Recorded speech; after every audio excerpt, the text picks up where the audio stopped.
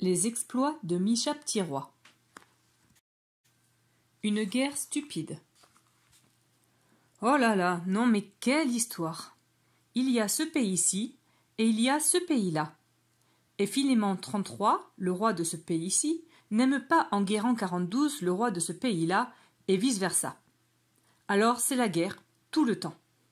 C'est vraiment très bête, idiot, stupide, crétin, enfin tout ce qu'on voudra, mais c'est comme ça. Sur les collines et dans la campagne, du matin au soir et du lundi au samedi, les 100 soldats de ce pays-ci et les 100 soldats de ce pays-là se tapent dessus de toute leur force. Ils se donnent des coups d'épée, de sabre, de canif et de couteau à pain. Ils se cabossent leurs armures à coups de gourdins et de boules de pétanque.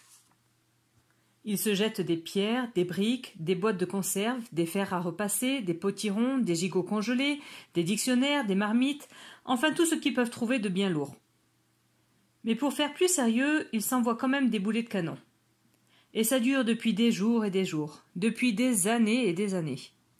En fait, personne ne sait plus vraiment quand a commencé cette guerre, ni vraiment pourquoi. Certains parlent d'une ancienne partie d'échecs entre Philémon 33 et Enguerrand 42 qui aurait mal tourné. D'autres disent que c'est à cause de ce pommier magnifique planté dans le verger royal de ce pays-ci, mais dont les pommes tombent dans les jardins royaux de ce pays-là. Mais ce ne sont que des légendes, des paroles en l'air. Les 100 soldats de ce pays-ci et les 100 soldats de ce pays-là font quand même une pause de temps en temps pour manger un sandwich ou une part de pizza, et ils s'arrêtent aussi la nuit pour dormir. Mais tous les matins, boum, blang, pif, paf, ça recommence. D'ailleurs, depuis le temps que ça dure, il ne reste plus que 97 soldats d'un côté et 98 de l'autre. Peut-être un petit peu plus, peut-être un petit peu moins. Enfin, on ne sait pas vraiment. Des soldats qui se battent, c'est très difficile à compter, ça court et ça bouge tout le temps. Mais pour de vraiment vrai, c'est vraiment une guerre épouvantable. Vite, à l'abri!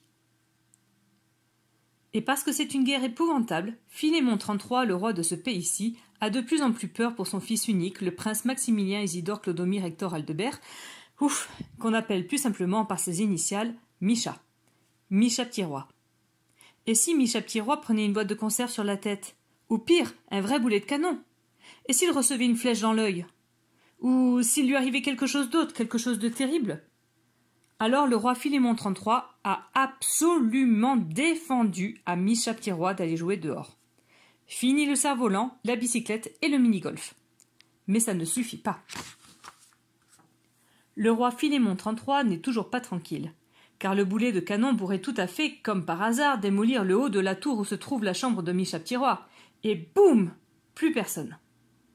Et puis, une flèche pourrait tout à fait, comme par hasard, entrer juste par la fenêtre de la chambre de Misha Petit Roi et le blesser sur son lit. Et zif! Un œil en moins. Non, non et non. Pas question qu'il arrive quelque chose d'aussi épouvantable à Misha Petit Roi. C'est pour ça que ce matin, le roi Philémon 33 a décidé d'envoyer Misha Petit Roi loin, très loin de la guerre, chez son vieil ami Nicéphore XIII, le roi du pays de l'autre côté de la mer. C'est décidé, c'est décidé. On ne discute pas les ordres du roi.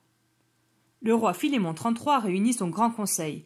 Il déclare que Misha Petit Roi partira cette nuit même pendant que tous les soldats dorment. Il voyagera avec un valet et un cocher, en carrosse, un carrosse recouvert de branches et de feuilles, histoire de ne pas trop se faire remarquer. Misha Petit Roi est très content et sautille partout. Enfin un peu d'aventure! Vite, vite, mes valets, que l'on me fasse préparer mes malles et mes coffres avec mes plus beaux habits, et aussi mon maillot de bain, et tous mes jouets. Maugréa, la vieille gouvernante, se fâche un peu. Misha Petit Roi a-t-il mesuré la taille d'un carrosse? Une fois embarqués les malles de vêtements et d'affaires de toilette, plus un coffre de pièces d'or pour le voyage, impossible d'emporter les 1012 jouets qui emplissent au moins 79 coffres et 36 armoires. Il me faut quand même mon train et mes petits soldats, mon cerf-volant, mon jeu de croquet, mes lits d'aventure, de pirate, mon ballon, mon tambour, mon établi, mon avion à élastique, et ça suffira comme ça, tonne la gouvernante. Devant l'air bulldog de Maugréa, Misha Petit Roi se tait et rentre la tête dans les épaules. Mais par-dessus tout, il espère très fort que ses valets auront surtout la bonne idée d'oublier son cartable. Départ en douce. Ça y est, c'est la nuit. Après une bonne soupe de carottes au poivre et de la tarte aux mirabelles, les soldats se sont endormis au pied des hautes murailles. Il ne faut surtout pas les réveiller. Surtout pas. Car au moindre bruit, ils croiraient que les ennemis attaquent par surprise, et dans le noir, sans se reconnaître, ils pourraient bien se taper les uns sur les autres. À minuit sonnant, au clair de lune, 3 longues ombres sombres se glissent hors du château sur la pointe des orteils et en retenant leur souffle. Voici d'abord, tout rond, Gelatino, le cocher italien du carrosse qui porte une lanterne et une pizza au cas où. Vient ensuite Micha Petit-Roi, en habit de voyage, qui porte sur l'épaule son fidèle petit compagnon Fax, le pigeon voyageur, mais pas très sportif. Et puis voilà son valet flanqué, un peu trop maigre et pas très costaud, qui grogne sous le poids des bagages.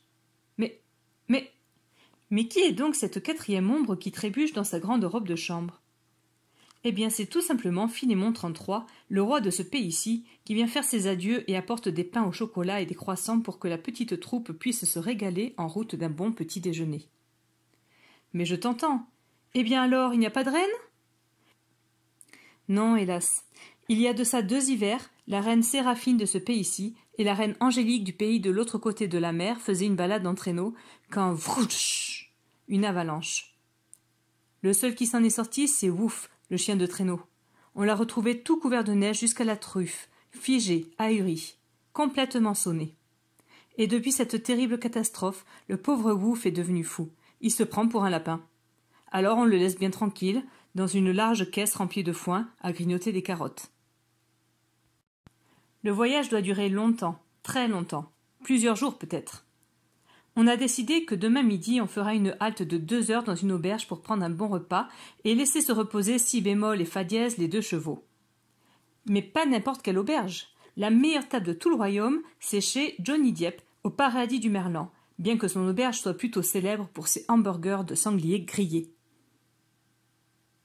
Si tu veux connaître toutes les aventures qui attendent Micha sur la route, emprunte vite le livre Les exploits de Micha Petit-Roi.